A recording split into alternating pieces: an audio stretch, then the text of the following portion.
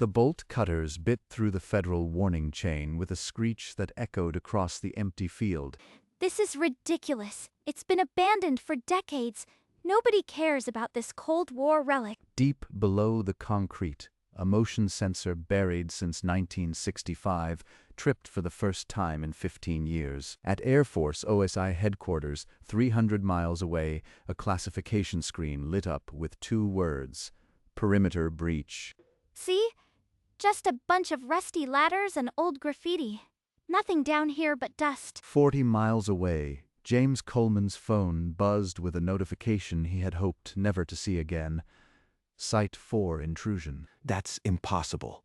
That facility is still on the active federal auxiliary list. Nobody should be in there. 90 minutes later, 2 black SUVs with government plates turned off the highway onto the dirt access road. Linda and her crew were already 3 levels down, marveling at Cold War graffiti, completely unaware that the surface had just become a federal operation. This is Special Agent Davis, Office of Special Investigations. The facility is active. Anyone inside is in violation of federal law. Exit immediately. That's just some security guard trying to scare us. Probably hired by that old man, James Coleman. Linda, I worked law enforcement for 20 years. That's not private security. That's a federal tactical operation. The words still hung in the air when heavy boots rang on the metal floor above, and a tactical light stabbed down into the darkness. One by one, they climbed the rusty ladder into the blinding glare of high-lumen flashlights and the muzzles of M4 rifles. Hands on your heads. Move to the left against the fence. Do not speak unless asked. This is private property. I am the HOA Abandoned Structures Chair. I have a right to be here. This facility is a federally protected auxiliary site. Trespassing carries up to 10 years. Your rights are limited at this moment. As Davis zip-tied Linda's wrists, a Navy windbreaker emerged from the tree line. James had come to see who tripped his system. Agent, these are my trespassers. My land. But the silo is federal. I'll let you handle it. You are going to let them do this? You old hermit, I'll sue you for everything. James turned his back on Linda's screams and walked toward the agent in charge, holding up his auxiliary site authorization like a shield. You can't do this. I'll call the sheriff, the governor, the news. Ma'am, continue to disrupt a federal operation, and you'll be charged additionally under obstruction of justice. Just then, a sheriff's cruiser pulled up and Deputy Scott stepped out, hand on his holster, surveying the scene with wide eyes. What's going on here? This is county jurisdiction. I need to see some identification. U.S. Marshal Chen. Federal reservation under 18 U.S.C. 1382. Your assistance isn't required, Deputy. Stand by. The deputy's hand fell away from his weapon. He stepped back to his cruiser and watched as the agents began inventorying phones and car keys. I told you this was a bad idea, Linda. I had a clean record. Now I'm facing federal time. Linda's face went pale as the reality of the situation finally cracked through her entitlement. They ignored 3 layers of warning signs. Now, the federal justice system will do the rest. The black SUVs pulled away in a cloud of dust, leaving James alone with Agent Davis and the open silo hatch yawning behind them. Mr. Coleman, your documentation checks out. The facility will be resecured and the breach reported to the Pentagon. What happens to them now? They're my neighbors, stupid, but still neighbors. They'll be held at the Federal Detention Center for 48 hours pending full interview. Phones seized, clearances reviewed. In the back of the transport van, Susan Miller hugged her knees and whispered under her breath, I can't lose my real estate license. This can't be happening. At the HOA office, Marcus Reed's desk phone rang 5 times before he could grab it. This is Marcus Reed. Yes, I am the HOA attorney. Slow down, say that again. They were arrested by who? His face went slack as he listened. Then he stood so fast, his chair hit the wall. Federal agents. Military reservation trespass. That's a felony statute, not a civil matter. I can't fix this over the phone. At the Federal Detention Center, all 8 residents were processed like criminals. Fingerprints rolled, mugshots snapped, and phones bagged in evidence lockers. The charge sheet says gathering at a defense facility under Section 793. That's espionage language. I sell houses. Back on the property, James's phone burned with notifications. HOA residents who weren't on the trip were demanding he drop the charges and threatening to sue him for emotional distress. 20 years on the force, never charged with anything. Now, I am in federal holding because Linda convinced me this was just a fun field trip. Mr. Coleman, I am calling as the HOA counsel.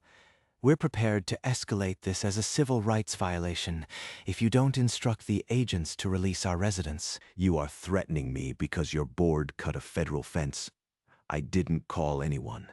The silo's intrusion system called the Air Force automatically. Reed slammed the phone down and immediately filed an emergency civil complaint claiming James had orchestrated a false arrest scheme to intimidate the HOA. Within hours, a local news blog ran the headline, "Veteran Weaponizes Cold War Base Against Neighborhood HOA." James read the article across his own screen, his jaw tightening.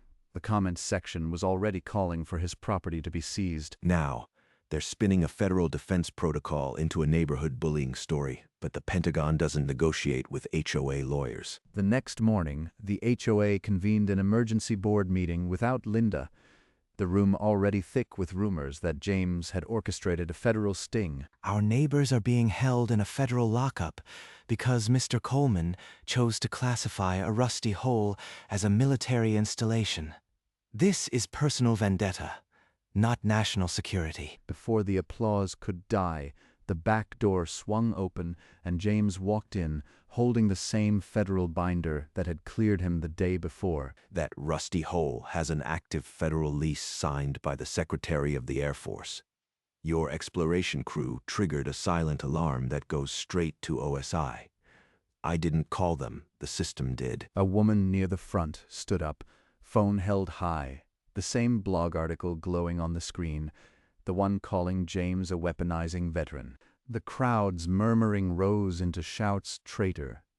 You set them up, drowning out any further attempt to speak. At the detention center, Agent Davis slid a photo of the cut federal seal across the steel table toward Linda. You used bolt cutters to breach a federal seal. That's not a misunderstanding, Mrs. Hargrove. That's a felony with a 10-year maximum. I organize historical tours. The fence had 4 layers of rust. Any reasonable person would think it was abandoned. This is harassment. We recovered your phone, texts to the group, including one that says, "The old crank will never know." That shows intent. You knew. Linda stared at the evidence bag, the blood draining from her face. The text was time-stamped 3 days before the break-in. That was a joke. Everyone says things they don't mean in group chats. It doesn't prove I knew the fence was federal. Mrs. Hargrove, the fence had 3 federal warning signs. Your own group's photos show you standing next to one before cutting it. That afternoon, James found a process server waiting at his gate with a temporary restraining order filed by the HOA demanding he stay 500 feet from the silo and all residents. The order claimed the silo was a public nuisance and that James's dangerous entrapment system had caused psychological harm to the neighborhood. We're also submitting a FOIA request for the silo's current classification. If it's truly inactive, then your alarm was a fraudulent setup. In the holding cell, Bill Thompson got a call from his former precinct. His pension review board had been notified of the federal arrest and was opening an inquiry. They're reviewing my pension. I was one stupid field trip away from retirement with full benefits. Susan Miller's brokerage called.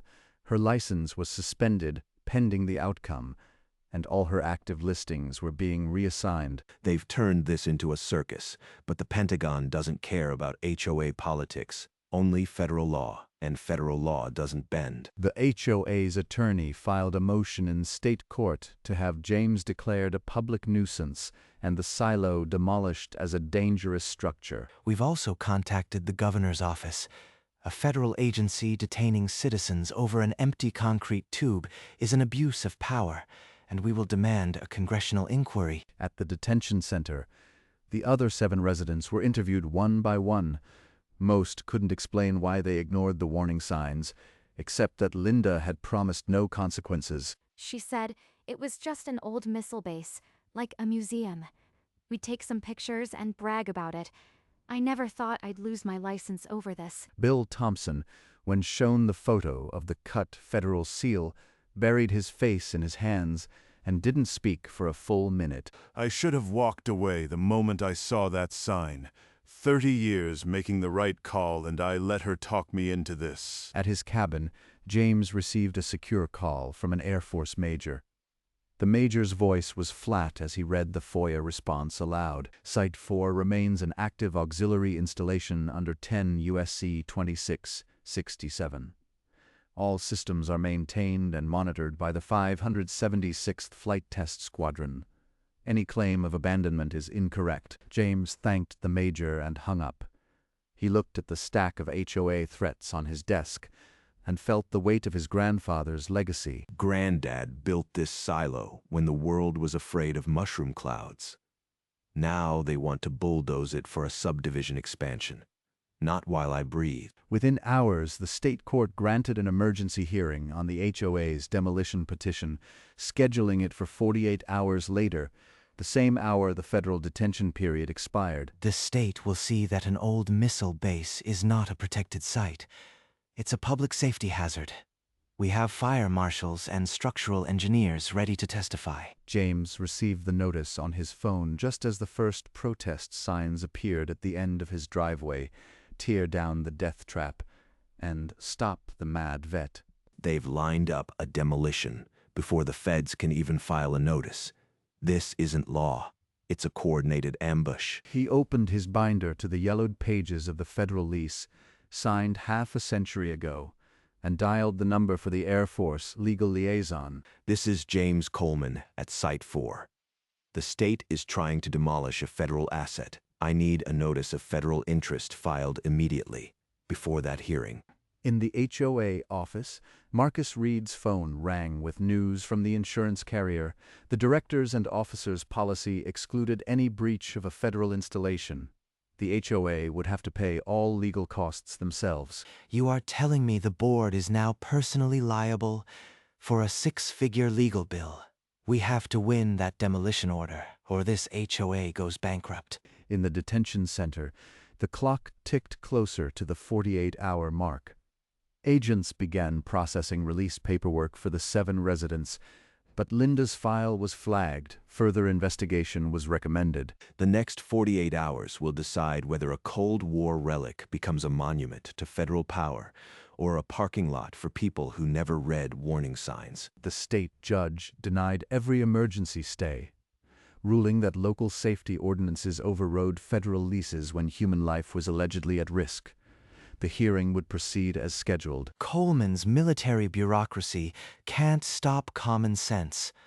We'll have that silo condemned before sunset, and the HOA will bill him for the demolition. A state judge is about to greenlight the destruction of a federal installation because a realtor cried safety.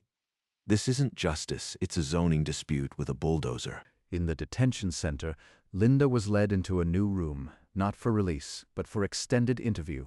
OSI was recommending a full investigation under Section 793. You can't hold me longer, the judge said. 48 hours. I have rights. This is retaliation because I stood up to that old man. James got a call from the Air Force liaison. A legal team would attend the state hearing, but they couldn't overrule state law if the judge found imminent danger. The silo might still be demolished. There is no danger. The site is maintained to federal standards. What else can I do? File something directly. An anonymous email hit local reporters. A fire marshal's report, commissioned by the HOA, claimed the silo's ventilation shafts could collapse and release toxic residue. The report was later proven falsified, but for now, it was front-page news. The public is scared. They want that silo gone. If Coleman fights this, he'll be the man who threatened a whole neighborhood with a chemical spill. They forged a safety report.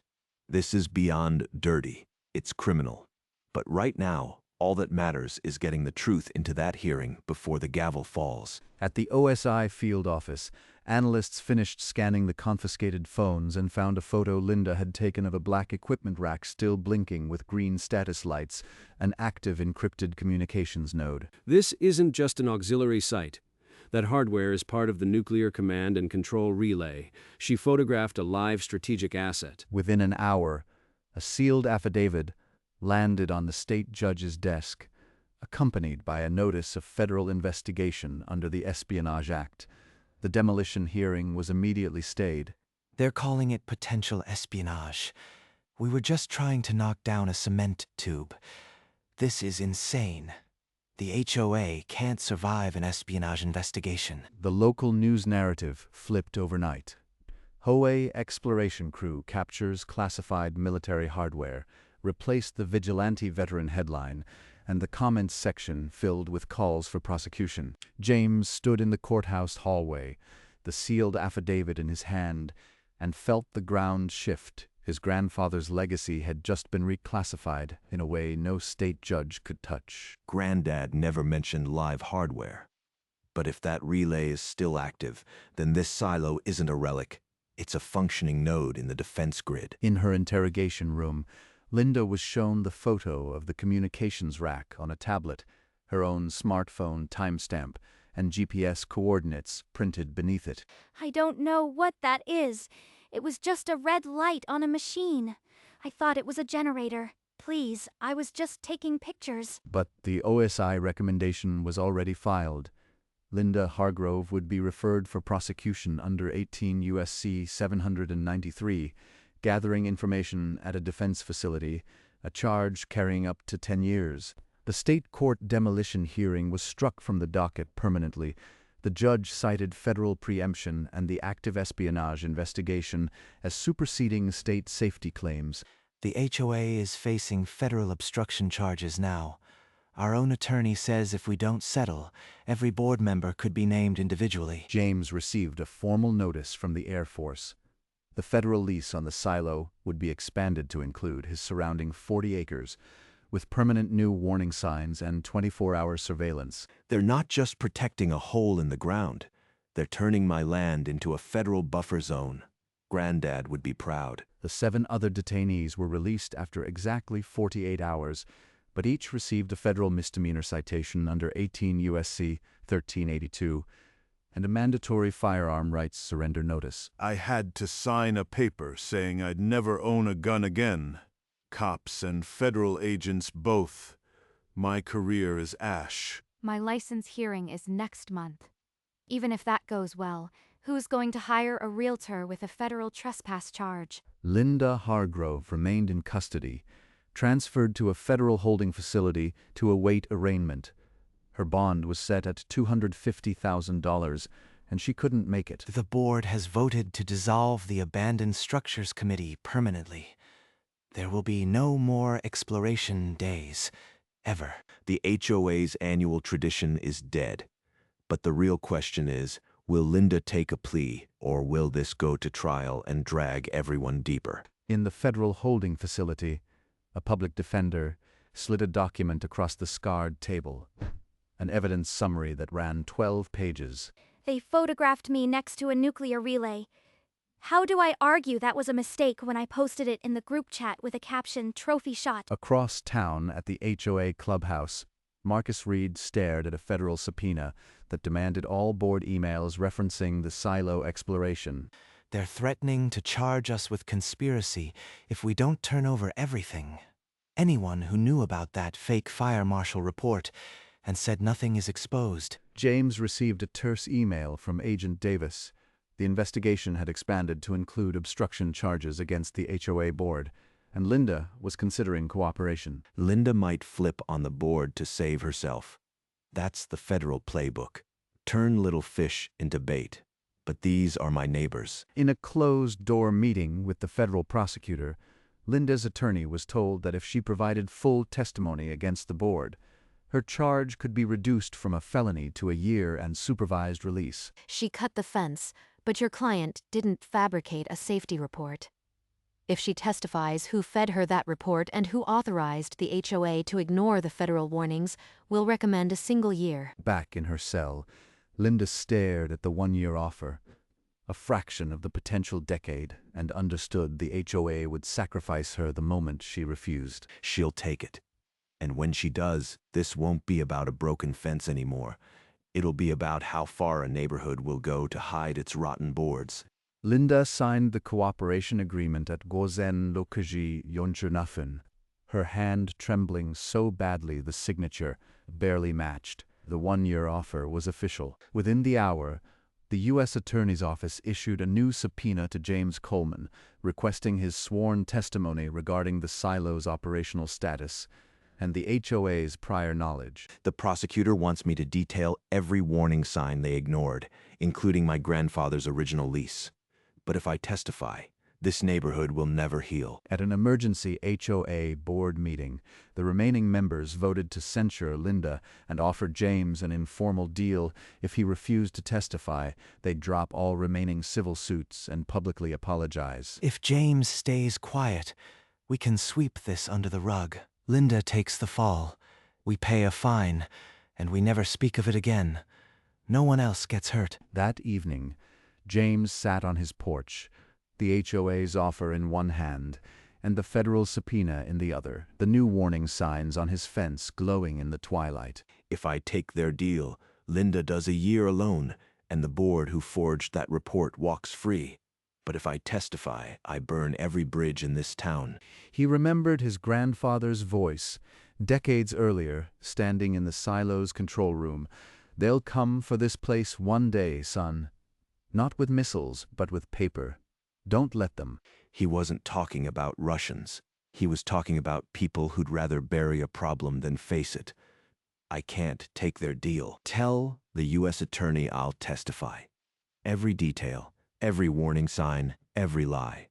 My grandfather didn't build this silo for neighborhood politics. Within hours of James's call, the U.S. attorney confirmed his grand jury testimony would proceed in 3 days, and federal marshals were assigned to ensure his safety. You are going to bury us all, James.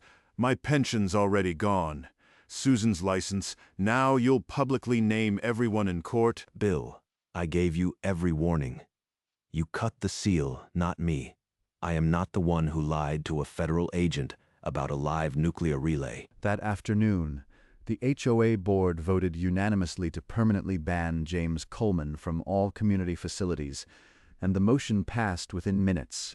Please, James, my license hearing is next week. If you testify that we all knew about the warnings, they'll revoke it permanently. Susan, I wish it were different. But your license was suspended for breaking the law, not because I am telling the truth.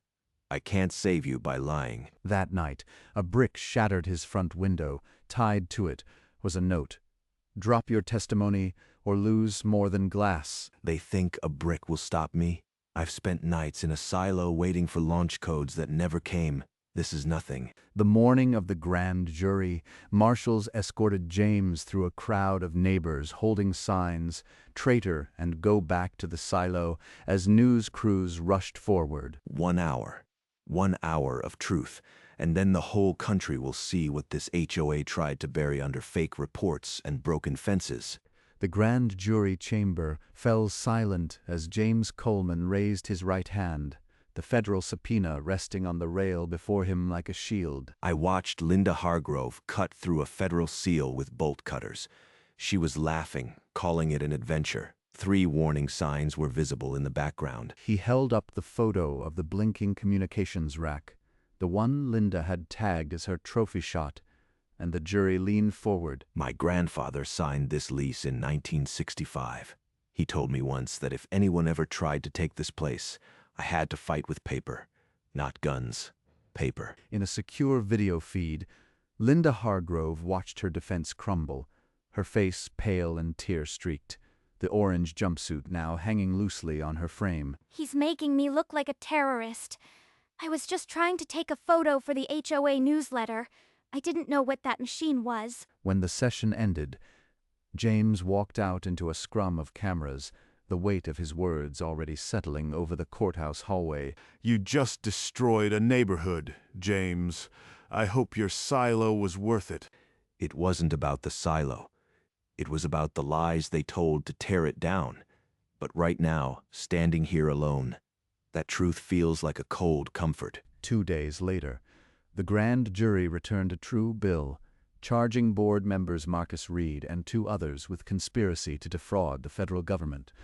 The HOA called an emergency session, but it was already too late. The morning after the true bill, federal marshals arrested Marcus Reed at his office and led him out in handcuffs past the stunned HOA staff. I was following board orders. This is a civil matter, not a criminal one. You can't do this. That afternoon, an official letter arrived for James.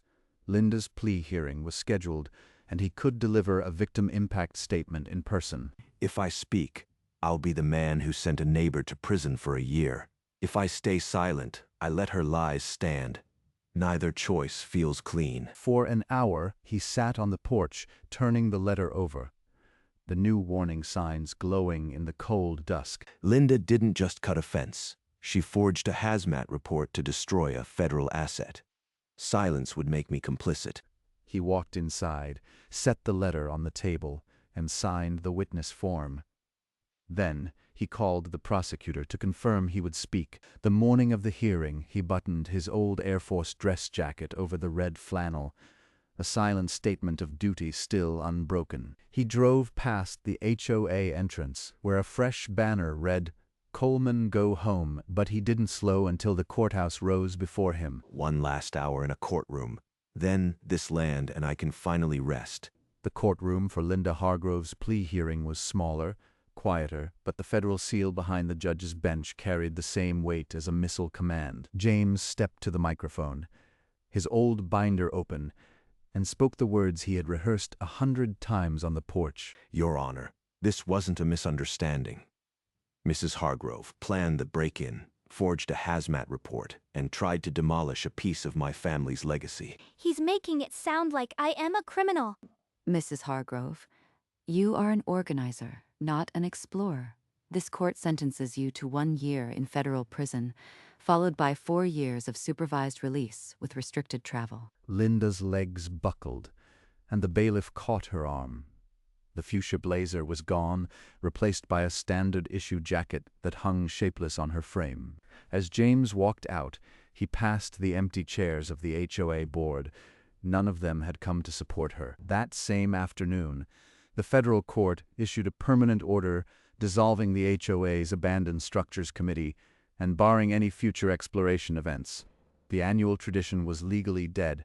The HOA's final letter to residents stated, "Due to the federal court order and insurance exclusion, all board members face personal liability for legal costs." The silo hummed softly in the distance. It's still classified, still protected. The pension board ruled that Bill Thompson's federal trespass conviction was a moral turpitude violation. His 30-year pension was reduced by 60%. 60%. After 30 years. Linda took my retirement and gave me a souvenir mugshot. Susan Miller's real estate license hearing lasted 20 minutes. The board voted unanimously to revoke her license permanently, citing the federal charge. I'll never sell another house. This was my whole career, and I threw it away for a photo of a blinking light. Marcus Reed accepted a plea deal, 2 years of probation, surrender of his law license, and a permanent bar from HOA legal work. I lost everything defending a board that never even visited the silo.